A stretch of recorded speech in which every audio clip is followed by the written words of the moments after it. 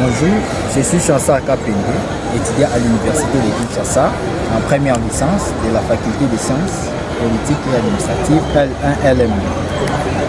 Je viens vous parler du projet des corridors de Lobito. Les corridors de Lobito est un vaste projet d'infrastructure ferroviaire et routière soutenu par les États-Unis, l'Union européenne, l'Angola, la Zambie et la République démocratique du Congo. Il a pour objectif de faciliter les transports des minéraux stratégiques comme le cuivre, les colbats et les terres rares depuis les zones minières de la République démocratique du Congo et de la Zambie jusqu'au port de Lobito situé sur l'océan Atlantique en Angola. Ces projets visent à accélérer l'exploitation des ressources minières vers le marché mondial, réduire la dépendance au port de Durban en Afrique du Sud ou route sous influence chinoise, stimuler les commerces régionaux entre la RDC et la Zambie et l'Angola, renforcer l'influence occidentale dans les chaînes d'approvisionnement critiques dans les contextes de la transition énergétique mondiale. Le projet est soutenu par la Banque mondiale, l'Union européenne et d'autres partenaires internationaux. Ma critique, bien que le projet soit ambitieux, il présente certaines limites.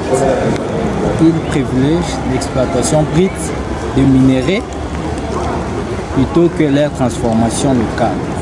Il peut créer des inégalités économiques entre les zones minières et les zones simplement traversées.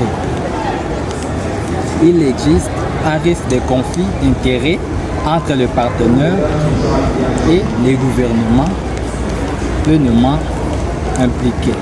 Jusqu'à présent, les populations locales n'en profitent pas encore pleinement des retombées.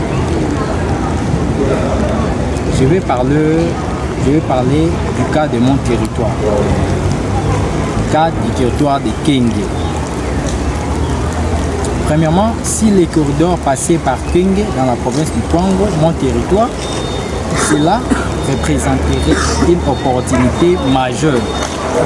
Kenge dispose des ressources agricoles telles que le manioc, le maïs, l'arachide, une forêt exploitable et d'indices miniers, diamants, coltan, colbats, d'une jeunesse dynamique et d'une main-d'œuvre abondante.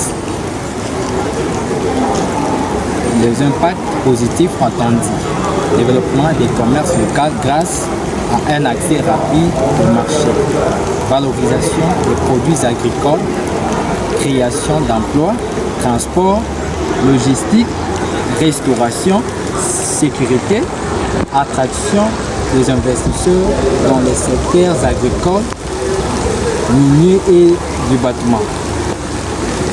Amélioration de routes et pourquoi pas création d'un chemin de fer encore inexistant aujourd'hui. Pour conclure, le passage du corridor de Lobito par Kenge pourrait véritablement transformer la région. Mais pour que cela profite réellement à la population, il faut une bonne gouvernance, premièrement, l'implication des autorités locales, le respect des droits des citoyens. Merci beaucoup, cher professeur. À accélérer l'exploitation des ressources minières vers le marché mondial, réduire la dépendance au port de Durban en Afrique du Sud ou route sous influence chinoise, stimuler les commerces régionaux entre la RDC et la Zambie et l'Angola, renforcer l'influence occidentale dans les chaînes d'approvisionnement critiques dans les contextes